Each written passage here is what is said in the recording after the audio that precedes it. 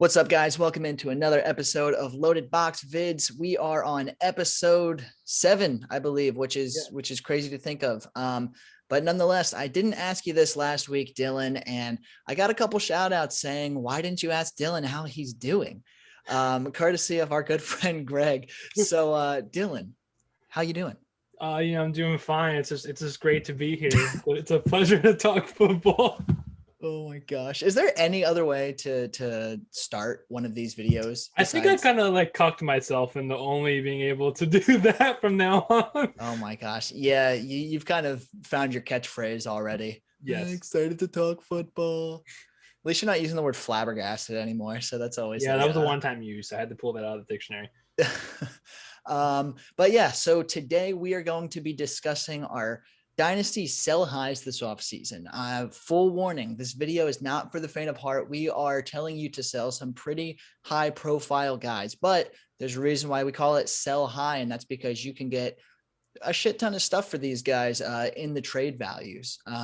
So let's just jump on right into it. Dylan, I'll let you start off with one of your guys first. Okay. So who is one of your sell highs this offseason? I'll start off with Mr. Robbie Anderson, and it's no slight against him. I think he's a fine player, but we all know that Robbie Anderson played, 10 times better than probably what we expected. If you were an owner or played against him, if you played against him, you're probably mad. I pull up his numbers, and he's very consistent. He's one of the more consistent players in all of fantasy football. But he really never had that many like league breaking or game winning, as Mikey and I say, like games. So I personally would sell him just with the uncertainty of the Panthers going forward. And the fact that I don't ever expect him to do that again. Plus Curtis Samuel might leave. And if they get Watson, it's a whole bunch. I would just sell high. And in terms of what, I would just throw him out there and see what a receiver needy team would send back to you and then go from there. Yeah, it's kind of weird to gauge Robbie Anderson. I feel like if I were to sell him, I'd want at least a fairly early second round pick, maybe even a back end first, like the 112 or so, just because he did have a massively productive season with the Panthers. But I completely agree in calling him a sell high. So I recently came out with an article that showcased the top 25 most consistent receivers from 2020, and Robbie Anderson ended up as wide receiver 14 on the list, which is pretty damn good, all things considered. But moving forward, DJ Moore is going to get more involved. When Teddy Bridgewater's out as quarterback this upcoming season, Anderson's usage is obviously going to change. I mean, I know Matt Rule's a big fan of him. I know he's kind of written into that offense, but they also were making up for not having Christian McCaffrey last year.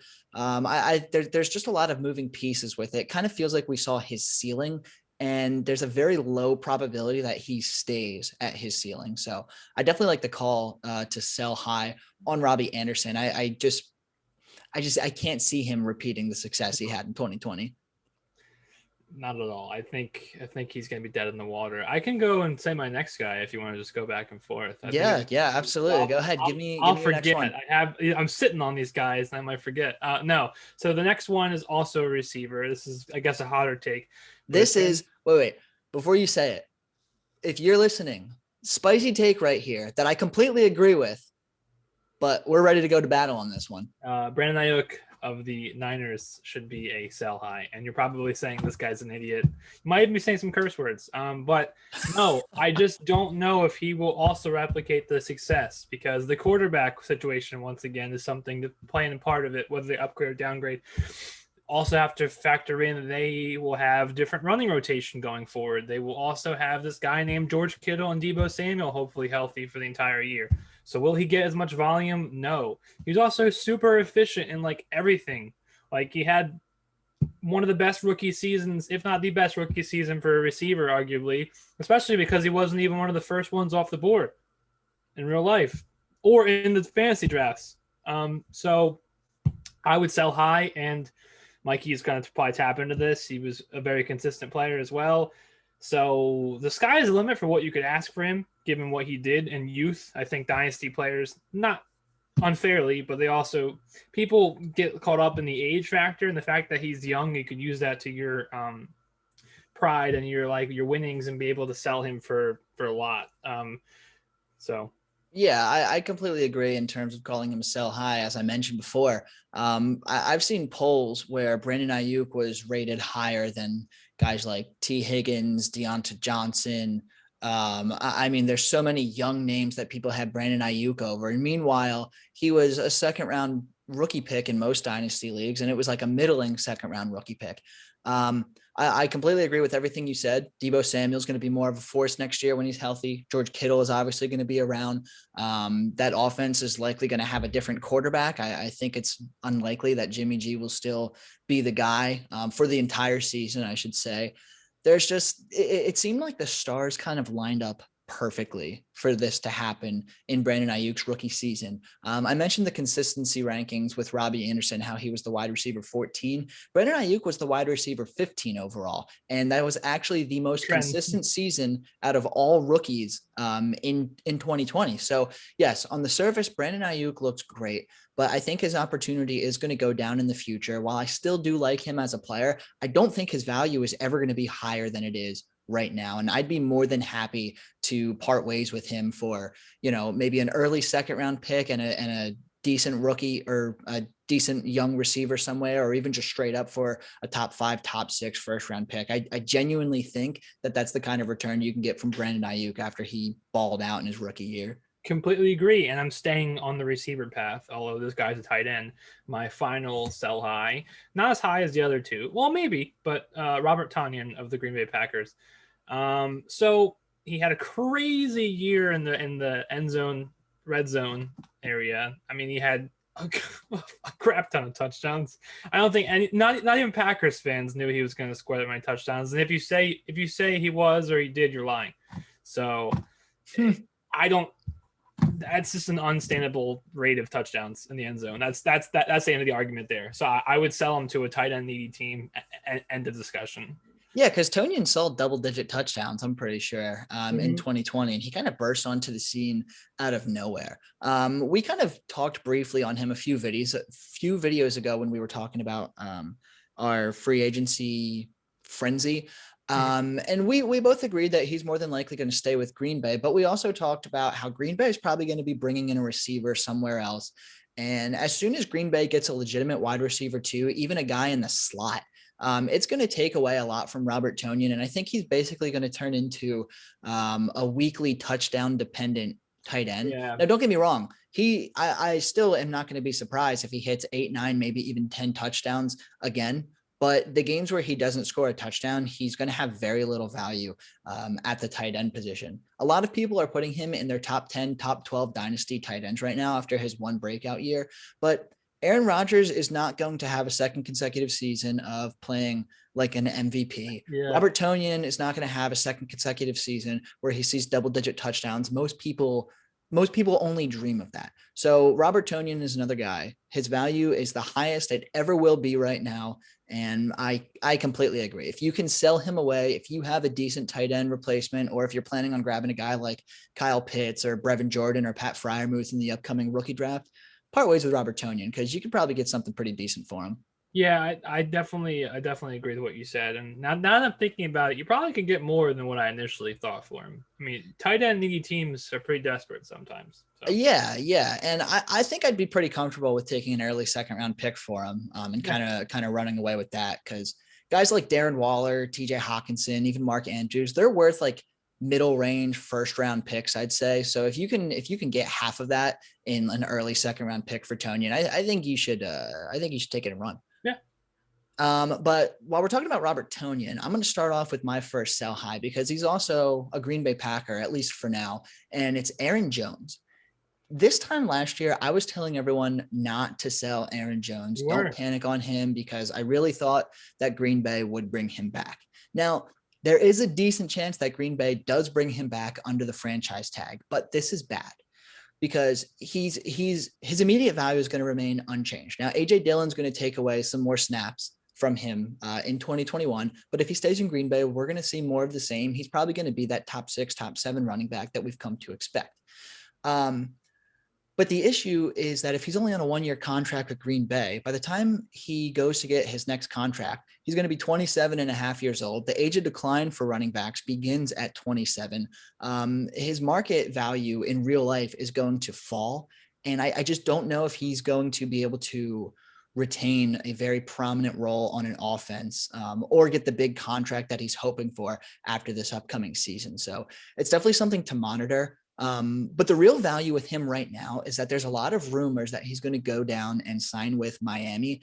We saw what Myles Gaskin and Salvin Ahmed did down in Miami. If Miami invests a lot of money into Aaron Jones, they're basically going to be telling him, hey man, like you're our guy, come in and run the rock as many times as we give it to you. And they're going to give it to him a lot. So I don't think he's actually going to end up in Miami. I genuinely do think that he's going to get franchise tagged in Green Bay, and he's going to do that because he wants to compete with Aaron Rodgers for at least a little bit longer. But while all these rumors are circulating with Miami, that's peak value. If he goes to Miami, he is worth more than he is. There's a lot of people already saying, you know what, he's going to be on Miami. So if you have someone in your league that's like dead set on Aaron Jones is definitely signing in Miami, sell him immediately because you could get multiple, like I'm saying multiple first round picks for Aaron Jones right now. I agree. I think you should definitely just keep sending the rumor articles in your league group chat and then just keep adding logs to the fire. No, I agree. I would sell him because he doesn't have many years left anyway. I feel the way he plays personally. Yeah. And I mean, he's definitely going to be exciting. Like I'm definitely going to have seller's remorse if I sell Aaron Jones and he does end up in Miami. With that being said, I mean, I don't know. It's just, I don't want to wait on feel that bad though. If you walk away with 2 juicy first rounds in the back of your pocket, you might not. And you have salary complications in a league like ours, so at the end of the day, because obviously Aaron Jones is probably going to be expensive in any kind of salary league. If he's cheap, I don't know what the hell you're doing. So yeah, I think it makes sense. For sure. So I'm going to get to my next one. It's another spicy take. You brought up rookie receiver Brandon Ayuk. I'm going to bring up rookie receiver Chase Claypole. I talked about him a couple episodes ago. It was very nice. Yeah. Neither one of us are big fans of him. He's far from the most consistent receiver in the world. He can definitely pop off at any given moment, but he can also be a complete dud on your team. There's a lot of people that are exalting him into being among the top, like the top 5 rookie receivers from that 2020 class. If you have someone in your league that is exalting Chase Claypool as a top 5 2020 receiver, find him and sell him to him immediately. Yeah, get your money worth. Like God only knows what's going to happen in Pittsburgh. They're probably going to roll with Big Ben for one more year. But what happens after that? There's no contingency plan at the quarterback position. They need to completely rebuild their running room.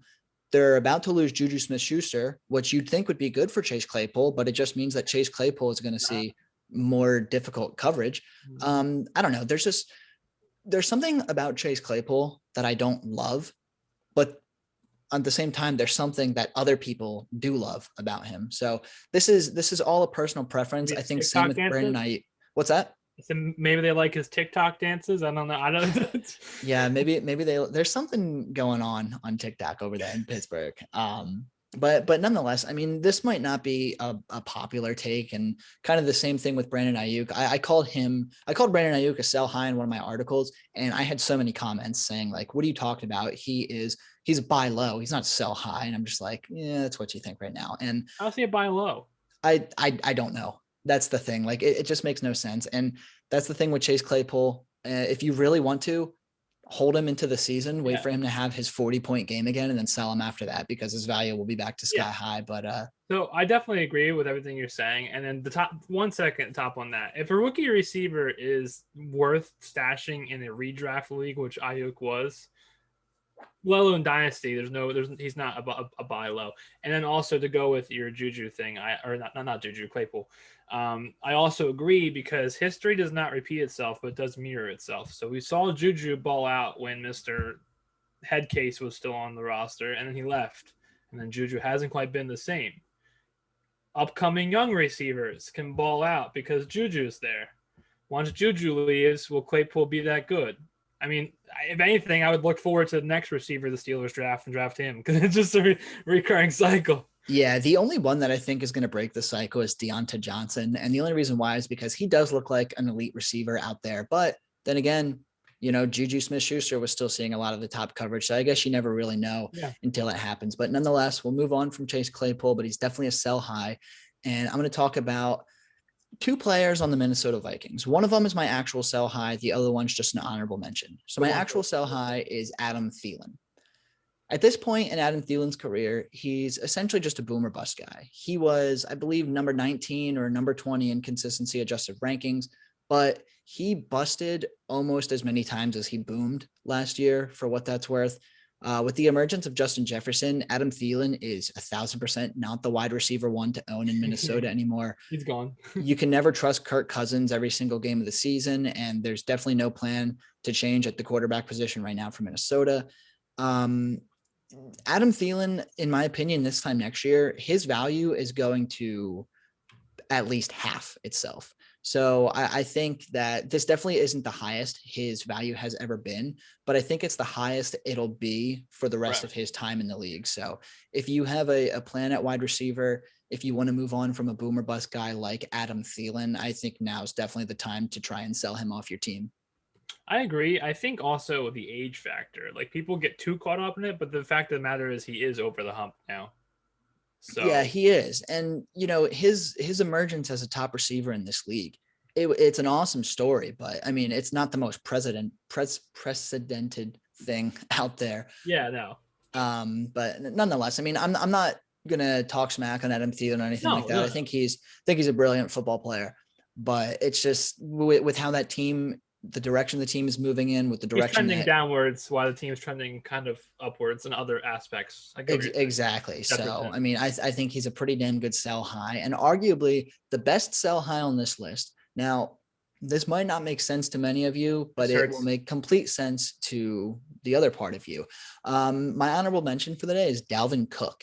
Literally have his jersey in the closet, his FSU jersey in the closet behind me. I mean, dude, he's a stud. He's a top 3 fantasy running back to own. There's no ifs, ands, or buts about it, but there's a whole bunch of issues with him. He's starting to get up there in age. And I don't mean that in like a critical way. Like he's only that 25, 26, but as we said, the age of decline starts in 27. The rule of thumb in Dynasty is that you typically try to sell your running backs by the time they hit 26 or 27, because from there, historical trends will show you that like 90 to 95% of running backs from a fantasy perspective, they really take a downturn by the time they're 27 or 28. Dalvin Cook, like I said, he's top 3 right now. His value is absolutely sky high. If you're a contender, I would not sell Dalvin Cook. This is purely just me putting it out there. If you think that you're a top 4 team in your league, don't listen to this advice. Don't sell Dalvin Cook. But if you're on the cusp, or you're getting ready to start a rebuild, or you're already in a rebuild, Dalvin Cook is the perfect guy to sell, because depending on if you have salary or not in your league will depend on exactly what you're going to get for Dalvin Cook. But in a nutshell, let's say there's no salaries. Dalvin Cook is worth multiple, like probably up to 3 first-round picks, plus maybe an additional, midway pick somewhere in there. Dalvin Cook's value is that high right now. So unless you are 1,000% confident that you're finishing top 4 in your league, I would shop him immediately. I mean, it sucks agreeing, but I can see your logic. I think that logic should be with a lot of players. If you're not a top tier team. I think it should be too. And a lot of people are going to clap back and say, why aren't you saying this about Alvin Kamara and Christian McCaffrey? And the reason why I'm not saying it about them is, now Dalvin Cook is an excellent pass catcher. He's not Alvin Kamara and Christian McCaffrey pass catcher, but he's still an excellent pass catcher. Cook also has the injury history. That's the other thing. It's like, how many more bruises can Dalvin Cook take before he really starts to diminish quickly? Alvin Kamara and Christian McCaffrey, while they've both had injuries in the past, I would not say that they're necessarily injury prone, but I would say that Dalvin Cook does teeter on the line of injury prone. He hasn't played a full season, and you got to think that every season that comes, it's just, you're just expecting, when is he going down with injury, If you have any shares of him in Dynasty, or even in redraft league, when you draft him, you have that that thought in the back of your head. You're like, shit, he might I go mean, down. when was the last time that you grabbed him in redraft and then didn't immediately go and pick up Alexander Madison in the later rounds? Or have a plan to draft 3 or 4 other running backs that are decent because exactly. He's an elite running back, but there is such a high level of risk to his game, to the point where, like I said, unless you are super confident you're a top 4 team in your league, I'd sell him. I'd see what you can get. But yeah, so that was our sell highs for the day. So we mentioned Robbie Anderson, Brandon Ayuk, Robert Tonyan, Aaron Jones, Chase Claypole, Adam Thielen, and then of course at the very end, an honorable mention of Dalvin Cook. Like I said, this video was not for the faint of heart, but feel free to comment below if you agree, if you disagree, if this video helped you out, if you want to just say, hey guys, you suck, I hate you. Feel free I'll like to do your that comment. too. I'll like it too, because you know what? You can hate us, but we love you all. But anyway, thanks for tuning in here today, guys, on Loaded Box Vids. For myself, for Dylan, for Loaded Box, make sure you're following everyone on Twitter. Head over to our website at loadedboxpodcast.com. Check out our most recent article. I brought up that consistency rankings a couple of times throughout this video. That article just came out.